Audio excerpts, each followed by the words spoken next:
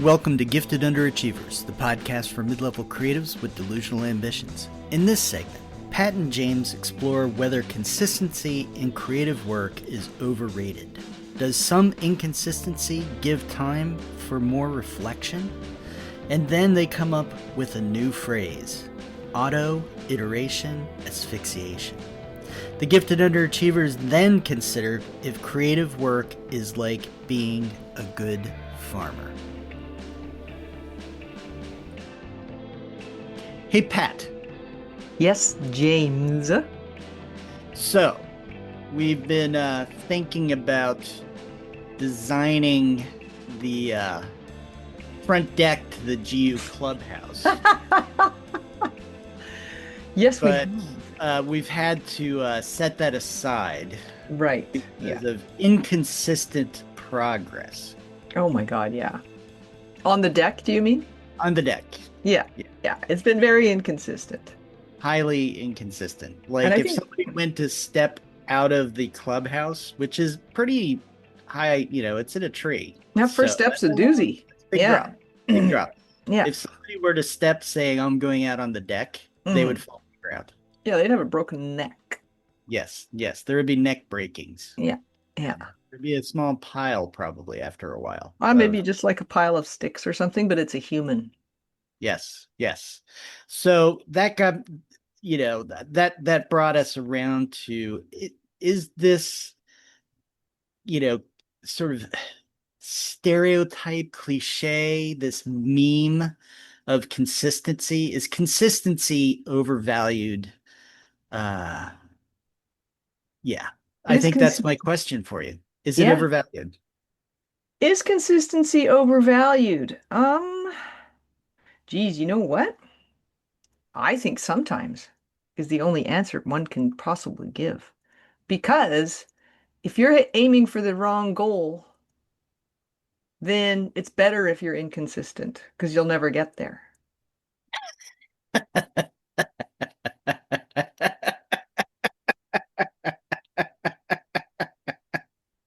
Okay, so if your goal is to go to hell, right? Be inconsistent. It's better to be inconsistent by being nice occasionally, supportive of people, because then you'll never get to hell. Is that what you're saying? I hadn't pictured a sort of religious spin on it, but yeah, that's what I'm saying. Yeah, Let's say well, let's say I think Palermo is in Spain. right. If I don't want to get As lost, I should opposed to just be wherever it is. I should just inconsistently plan my trip and never it'll never happen. Yeah, you like pack a few things, you look at the prices for the flights, then you think maybe I'll take a train. From the west coast of Canada, Yeah, and then Palermo, you get to Spain. go down that rabbit Yeah, hole. yeah. So, but I think, what you're really saying is like if you have these breaks, like consistency can become its own sort of obstinate mind block where, and I think this is what you're saying, where you're chasing the goal so hard that you're never taking the time to think, is this really worthwhile? Is this actually turning out how I wanted was it a good idea that in, execution isn't really going to work? Yeah. And so a little inconsistency along the way gives you the chance to reflect. Is that kind of what you're saying? Yeah, and I was honestly I don't know where I was going with that, but yes, it's more or less that. What I think is that sometimes you can create a goal and then if you're working very consistently towards it, but for not enough time overall, that Uh-huh. goal might become obsolete or redundant or no longer fit in your trajectory, or it might have nothing to do with the capacities that you now have gained. Let's say you're trying to write a novel and you write one page a day. No, that would be done in a year. Never mind that. What if you write one paragraph a week? It'll take you for Right. fucking ever. If you're Yeah. consistent in that way, the novel will have completely changed by the time you get to the last paragraph. And it might not be anything anybody wants to read. So don't be Well, consistent. that's true. Yeah. In I'm that way. thinking of Donna Tart. Yeah. Okay. Which book? The Goldfinch? No, the second one. well, let's not pick on Donna Tartt, but there's lots of examples in the creative world Yeah, of somebody, um, and there's sort of the stereotype of the person who wants to enter the creative world, but can't get out of their own way because nothing's ever perfect, nothing's ever good enough. exactly. There's this whole sort of anxiety around actually submitting anything that could be judged because they Yeah, don't want that negative feedback, right?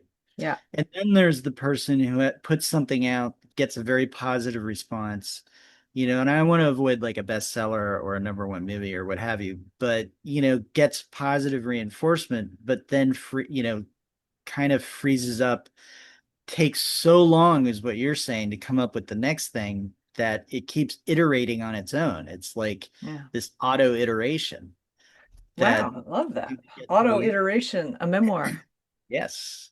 Um, I just yes, and before we get too far down this Oh, path, oh, I here we go. actually Before you do that, auto iteration asphyxiation. oh,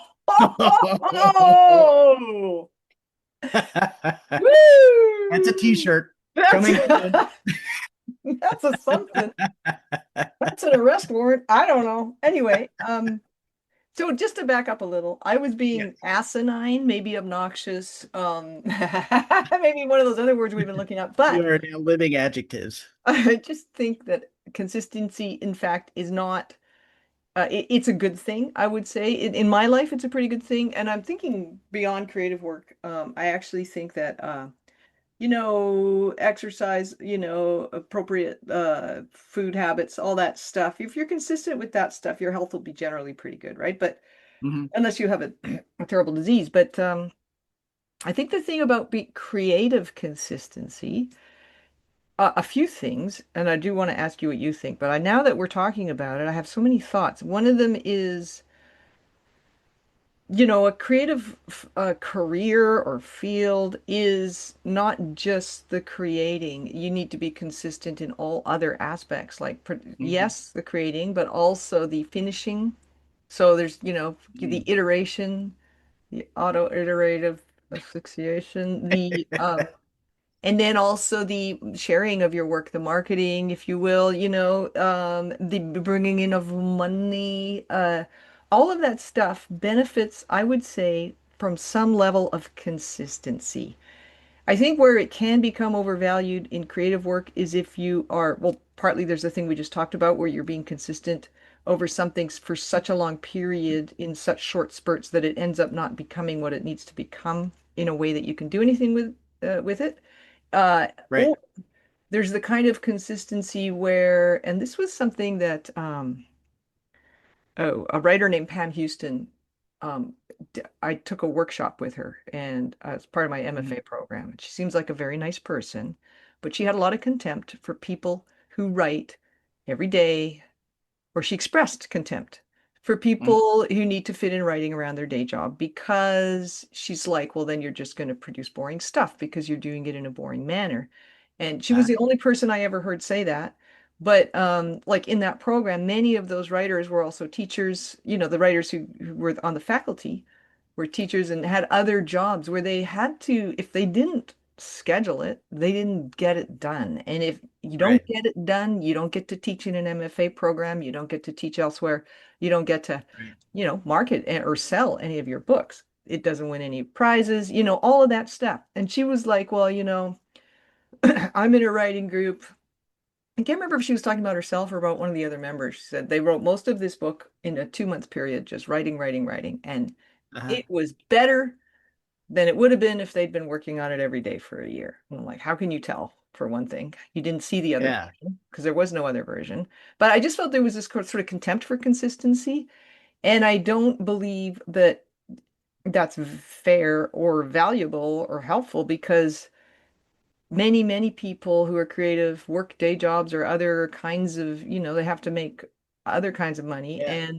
And so if they are not consistent with how they approach their work, there's no work to Well, market. yeah, I mean, here's a question about her, right? Because I think she brings up a lot of really good issues. Mhm. Does she have contempt for rules? Maybe. I mean, maybe. She actually gave some really good craft And talks. and she's You know, using consistency as a rule. I know she was using consistency as consistency. She wasn't expanding it beyond that in that particular workshop, but and it was just sort of probably an off the cuff remark that I looked at her and went, "You're an asshole." In my inside voice, not out Yeah, loud. But I don't believe that her point of view is valid for everybody. It's valid for if all you do is write full time, then of course you can do it any way you yeah, want. But if you have other stuff that you're doing, even if you're a parent, which I also uh-huh, think consistency in parenting is very valuable. As we know, yeah. consistency in our attitudes toward John Irving, valuable. Yes, yes, yes. Good cop, bad cop. Never Yeah. mix that. But I think what you said earlier, like that you can get caught in this sort of cycle of perfectionism that stops you from actually finishing anything, Right, is also what I think can happen if you are rigidly consistent and you don't brook any interference with your patterns because the AA slogan, progress, not perfection, comes to mind. right. What consistency allows for is progress. Um, it But gives you the maybe not space action. for progress. If you're trying to make it perfect progress, you're not going to get anywhere. Yeah, so I think we have two things, right? So Hmm. maybe it's a scale, right? Or a continuum, where on one side you have this iteration that, ends up asphyxiating whatever the project is. Love that. And then the other end is you have this commitment that becomes obsession to consistency, Yeah. and you lose that you lose the quality, right? Yeah. Because you're focusing more on the rule than you are the actual product. I need to produce, I need to produce, I need to produce. But really what it needs to be is I need to produce the best quality work that I can do. And in the world of writing, because we get so much time to do it, there's the people who say I write the first draft as quickly as I can and then I spend tons of time on the revision, right? Yeah. And then there's people and this is where I end up, is I spend a lot of time on that first draft because I kind of hate revision. Yeah. Um, but also I want to get it all plugged in, Yeah. right? Kind of thing. But if you're not paying attention to that, am I producing good work? And I think you need to be able to be consistent. Yes, consistency is a good value to have, and it is Mhm. good to be a consistent person generally. Yeah. And I think as an artist and a creative, it's good to be consistent because you do need to produce. But again, you need to not see it as a rule, and you Mhm. can take breaks, you can take pauses, you can take, time to consider, to think, and it's like instead of feeling like I have to get up at 5 a.m. and write, or I have to do anything. It's you have this time where, yes, I'm going to do it. And then, if you're not motivated, like there are people who say, I need to sit down and write 2,000 words, or I need to Mhm. write 500 words. But sometimes you sit down, the words just aren't coming. Do you keep forcing it? Well, yeah. I mean, no, I would say you don't. And that's the beauty of any creative work, I think, is because I'm gonna want to go back to the idea that you're not producing the work is a large part of it, obviously. But it's like farming. The writer David Mitchell said writing a novel is a bit like farming Mm-hmm. because he uses the first 4 or 5 hours of every day to write new stuff. And then he'll go back and just like align scenes and make Mm-hmm. corrections or doodle other ideas or change characters' names. It's like farmers aren't just planting and sowing. They're cleaning the damn tractor or whatever. Yeah. They're painting the barn. They do all this other stuff related to keeping their farm in good operating condition. And I think, if you're consistent on all of those fields, you are not writing all the time or you're not just Mm-hmm. painting all the time or acting all the time. You're going to auditions, um, you're being consistent about networking. Anyway, so what I'm saying is consistency, I don't think it's overvalued. I think it's actually it's over specified. Like it's got Yeah.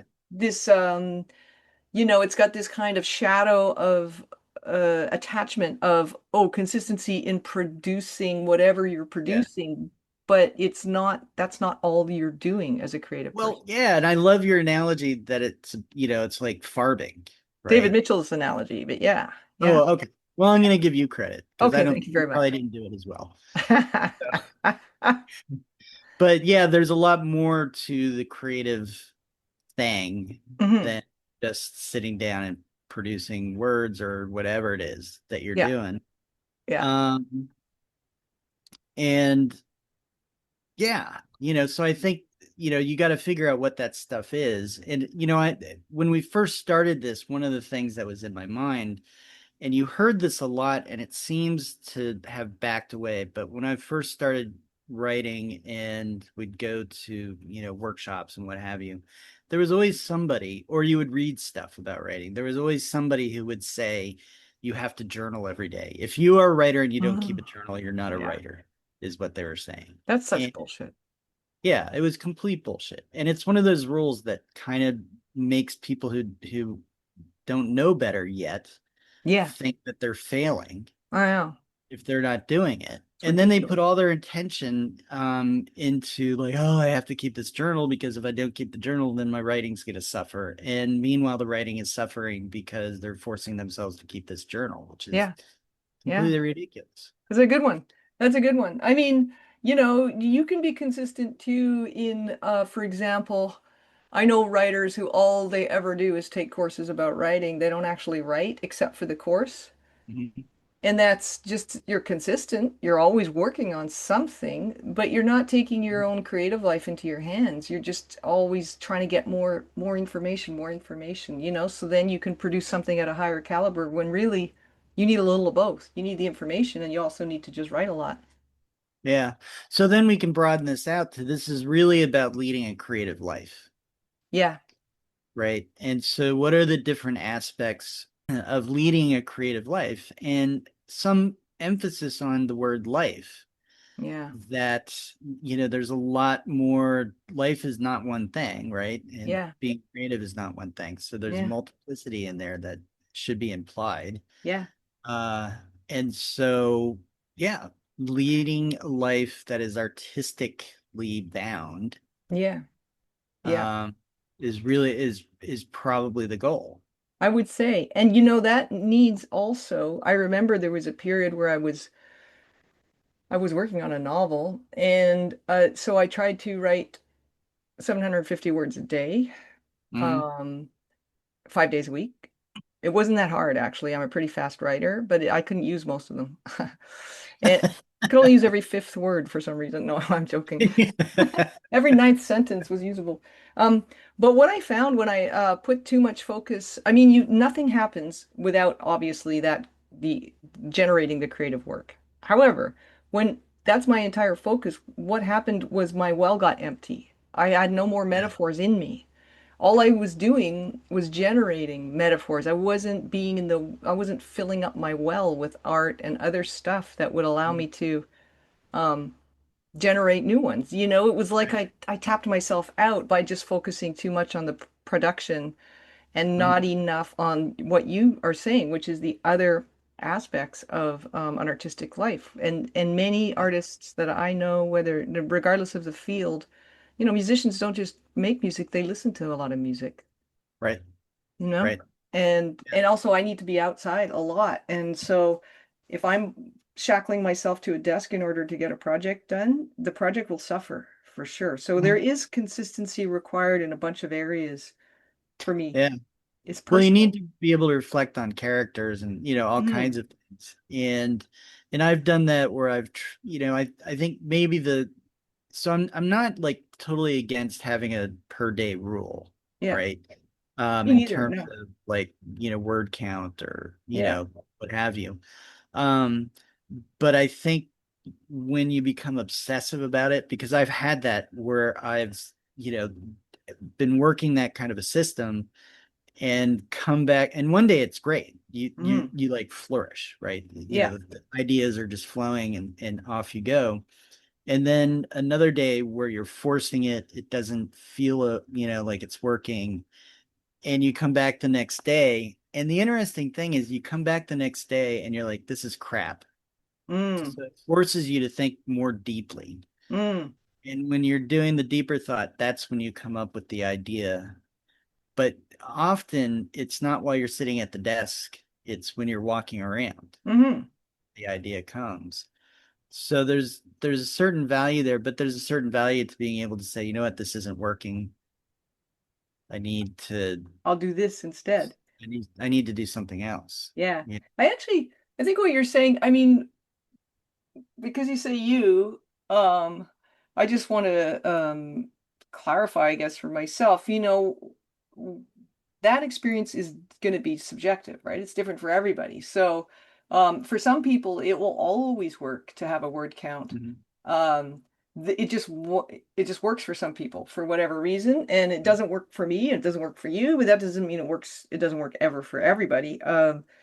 I think the part that might be useful is to have like a menu of activities that are still project related or sort of art art related, art life related that you can choose from so that you're not just going to go sit in front of the TV if the words aren't coming, you're going to do something that also feeds your creative soul that then will, result in more Yeah. high quality work. Yeah. So there's, I think there's a need for a certain amount of accountability and tracking, Yeah, right? yeah. So you don't sort of, because of avoidance is also another part of the personality makeup. My middle name. So, if the menu is fried chicken and French fries versus boiled tofu and broccoli, Fuck. right? My Ugh. avoidance on that boiled tofu and broccoli is gonna that is gonna shine, right? Yeah. But but at the same time, I mean, you need to be like, I'm getting words on the page. I'm creating work, Yeah. whatever you're doing, I'm creating work. But at the same time, you need to be able to, maybe it's about recognizing, this isn't working right now. Why Yeah. isn't it working? Yeah. Um, you know, for me in the writing process, it's because I'm not doing nasty enough things to my characters. Yeah. Yeah. I'm not testing them, and Trying to protect the characters. Yeah, I'm that just happens to writing. me. It's just, blah, blah, blah, blah, blah, and so that's when there needs to be this recognition. Okay, I'm just writing now. This is just words on a page. It's not actually meaningful. How do I Hmm. get back to meaning? Yeah. Right. Yeah. And I wonder if in a similar thing for painters might be, or visual artists might be, I don't want to wreck this canvas, so I'm going to be careful about where I put stuff. I want it to look pretty right from Mm, the start, right? yeah. And or look whatever. And then you've got to be able to get brutal with your stuff. Yeah. And then trust that it'll work out, or that it'll not work out in a way that you can still use some of it. So Mm, yeah, there's an element of, I guess, risk taking that should be part of any kind of, I don't like the word should, but if you're going to be consistent in your artistic practice and your artistic life, so including all those farming activities, also be don't turn consistency into safety. Keep your right. edge. Yeah. Yeah. Yeah. Don't be complacent.